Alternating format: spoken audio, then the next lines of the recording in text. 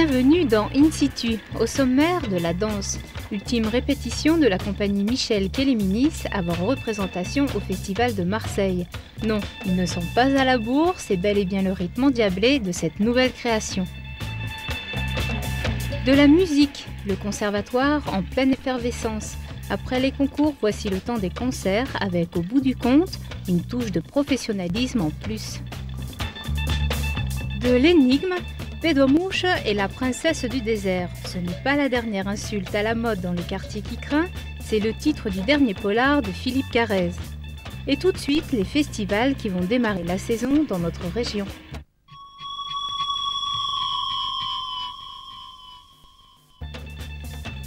S'il fallait primer la ville organisant le meilleur festival, Aubagne recevrait le premier prix. Avec son slogan « La rue est à vous, la fête est partout », vous comprenez aisément qu'Aubagne offre généreusement 3 jours de spectacle, d'animation et de liesse à tous ses visiteurs.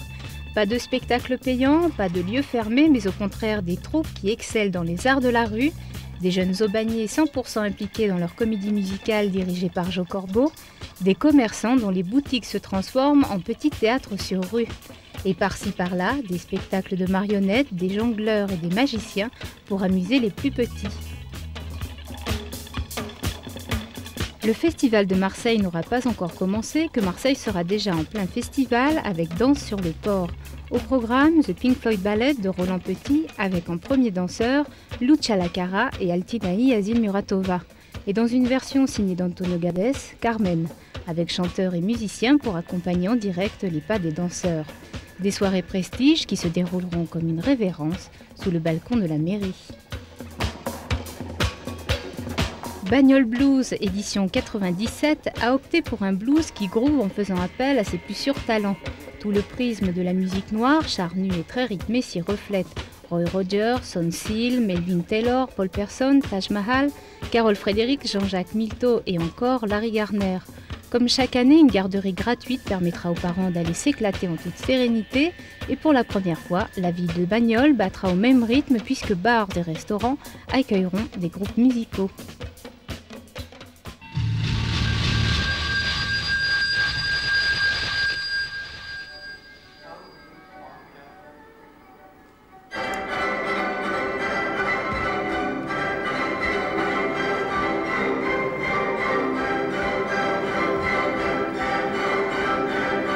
En 1997 MK13, j'ai choisi une espèce de plaque d'immatriculation pour une création pour laquelle je n'avais pas d'envie au sens thématique particulière. Et c'est un moment où, après 13 ans de travail avec mes danseurs, ça fait 13 ans que je fais des chorégraphies, j'avais vraiment envie de réinterroger complètement le mode de création. J'avais envie de proposer vraiment une image complètement différente de celle que j'ai pu proposer jusqu'ici. L'avantage d'un titre comme celui-là, c'est qu'il suscite dans l'imaginaire du public une idée un peu d'enquête policière. Ça peut évoquer pour certains un revolver, une voiture, enfin une poursuite antédiluvienne, permanente, dans laquelle on ne voit que des gens qui se courent après, qui se battent, qui s'assassinent. Tout ceci sur un ton plutôt humoristique.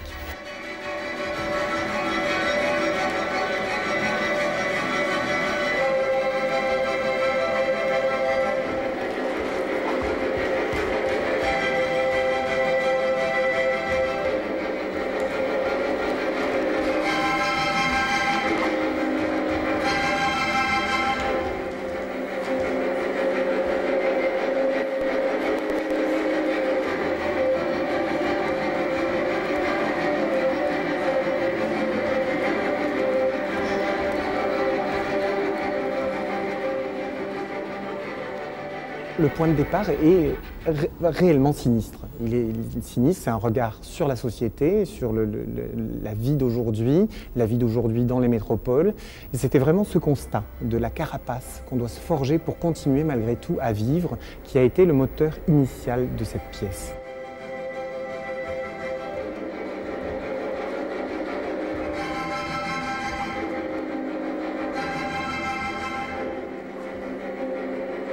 J'ai la chance effectivement d'être très présent dans le Festival de Marseille, dans cette édition, avec le programme de création le 16 juillet, et ensuite un programme qui sera donné à 2 reprises, les 19 et 20 juillet, dans la cour de la Vieille Charité, qui est un programme qui n'aura lieu que là. C'est un programme anniversaire pour fêter les 10 ans d'existence de ma compagnie.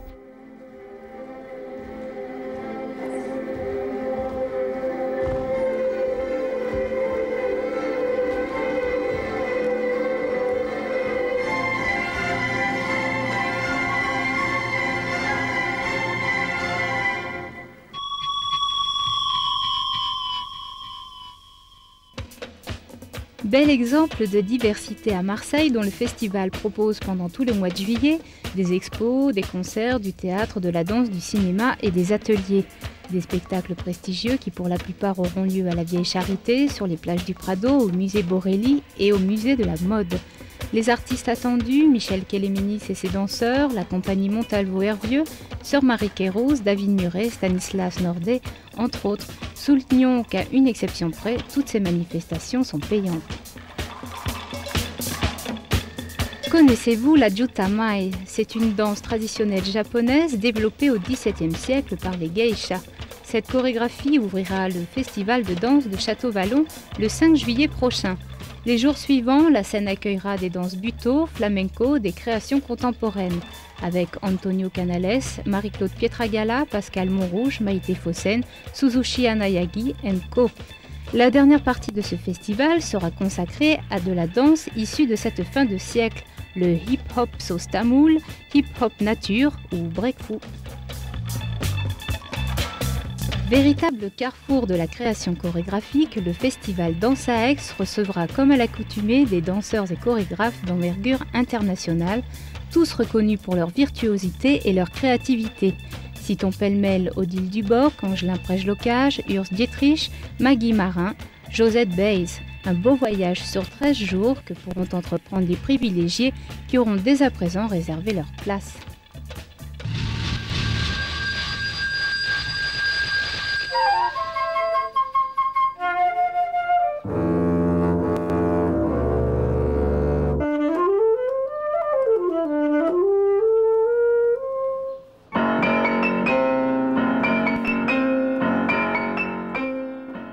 D'abord, le conservatoire, c'est 1700 élèves, 96 professeurs. Et nous avons des élèves et des étudiants, puisque nous avons des élèves de 5 ans, mais nous avons aussi des étudiants de 25 ans. Donc, tous ces étudiants ne sont pas spécialement amenés à devenir des professionnels. Nous avons deux catégories, si je puis dire, d'étudiants. Des étudiants qui vont faire ça pour le plaisir, et puis des étudiants qui vont, eux, aller bien au-delà encore du conservatoire, c'est-à-dire aller sur des conservatoires soit étrangers, soit sur le Conservatoire national supérieur de Paris.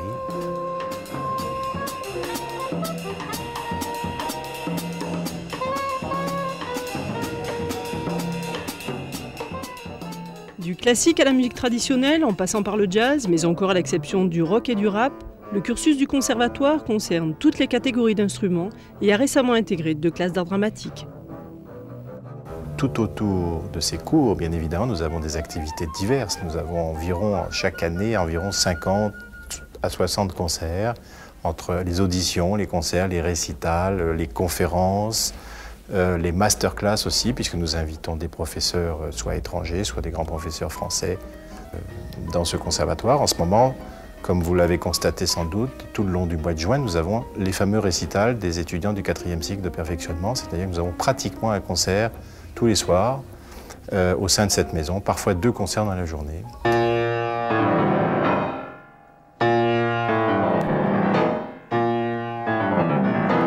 C'est une étape importante dans votre formation, ce récital? Oui, c'est pour me prouver quand même que je peux tenir un programme d'une heure, physiquement, devant un public, d'autant que c'est la première fois qu'on peut le faire dans le cursus du conservatoire, parce que le contexte est aussi très différent des concours qu'on fait jusqu'à la médaille d'or au conservatoire. C'est assez important.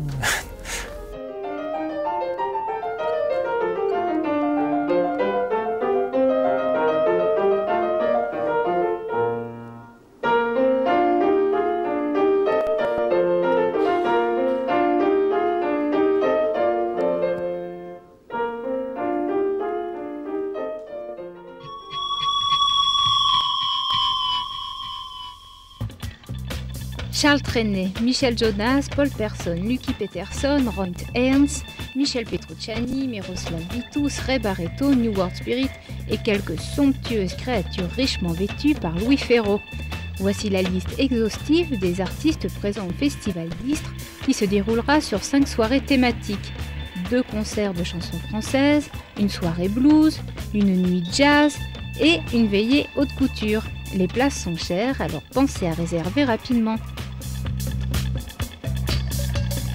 Le jazz en pleine nature, dans l'amphithéâtre d'une carrière parmi les pins, et les cigales qui soudain font silence et laissent place à la musique. Un cadre surprenant aménagé de sièges pour l'occasion. À l'affiche, Tuxedo Big Band, Quartier Ouest, Alain Boucher et Warren Vacher, Teddy Edwards et Spanky Wilson. Des concerts payants avec, en off, gratuitement, un festival de jazz sur la place du village de Rognes les 18 et 19 juillet. Prix d'excellence pour Manosque qui, avec les musiques à Manosque, a réussi là où beaucoup ont échoué, c'est-à-dire réunir des artistes populaires à l'occasion de 8 concerts dont 6 sont gratuits. C'est-à-dire que si vous êtes fan de Louis Bertignac, de Cheb Mami, des Massilia Sound System, d'Angélique Kidjo ou de Roy Rogers, vous pouvez venir les applaudir et profiter des très bons moments que chacun d'eux est à même de vous offrir. Ça console de ne pas être toujours exclu lorsqu'on est déjà à l'amende. Alors chers amis, retenez qu'à Manosque, festival signifie aussi fête partagée.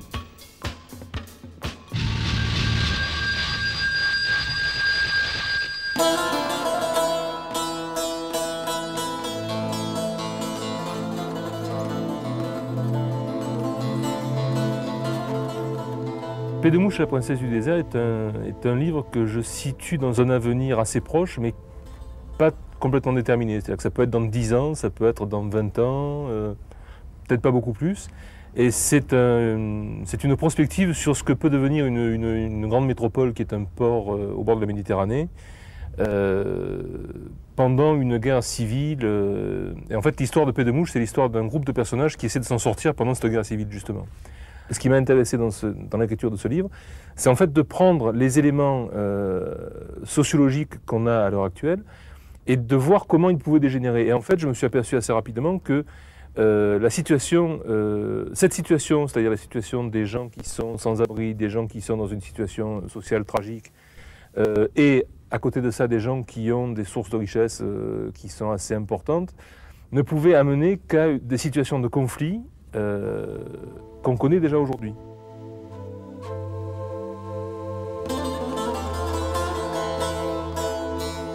Quand j'ai commencé à écrire Paix de mouche, la princesse du désert, je suis allé dans plusieurs lieux qui me semblaient intéressants graphiquement, visuellement ou historiquement dans Marseille. Et donc c'est vrai que tout le parcours que font mes personnages dans Paix de mouche sont des parcours qui sont réalistes, c'est-à-dire qu'en fait ils partent de leur cité qui est une cité qui existe, qui est vers la Viste, ils descendent vers le port. Après, il y a toute une visite en fait, de la ville et des quartiers sud où ils passent par la deuxième rocade qui n'existe pas encore. Donc j'ai essayé d'imaginer aussi un peu les ravages que pouvait occasionner la construction de cette deuxième rocade qui est en cours, qui n'est pas finie mais qui va se faire.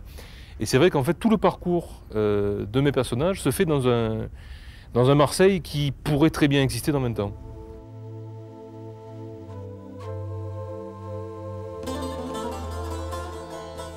Paix de mouche est un des personnages principaux. Paix de mouche, c'est un petit bosniaque qui est arrivé avec un boat people, qui a fait le tour de la Méditerranée sans trouver de lieu pour se poser, et qui est un gamin en fait, de 12-13 ans, mais qui a déjà tout vu, tout vécu, et qui se retrouve embarqué dans cette tribu. Donc, le chef de la tribu, si on peut dire comme ça, en fait, c'est le narrateur, c'est-à-dire c'est la personne qui est censée raconter toute cette histoire. Il s'appelle José, c'est un type d'origine vaguement portugaise qui a certaines caractéristiques qu'on découvre au fur et à mesure du livre.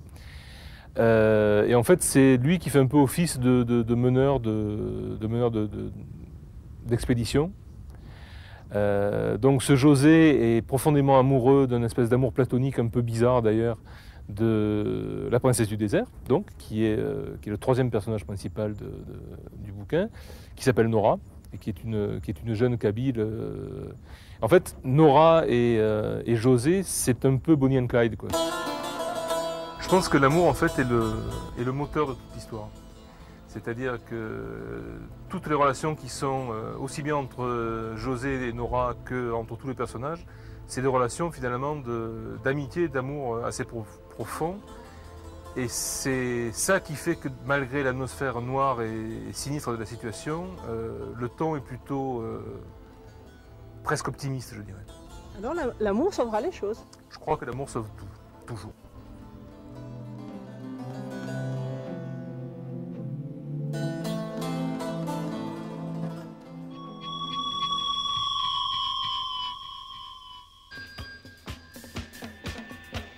Né de la culture urbaine, ce festival regroupe sport, musique et diverses formes pour impliquer avec aux jeunes, danser, aux compétitions, des avec des participants et au show.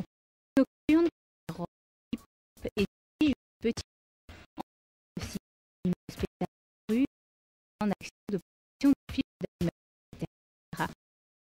De jeunes et de jeunes qui rockent la vie dans son ovation qui au moment de la présence de l'autre menacé revendique la richesse des différences et la capacité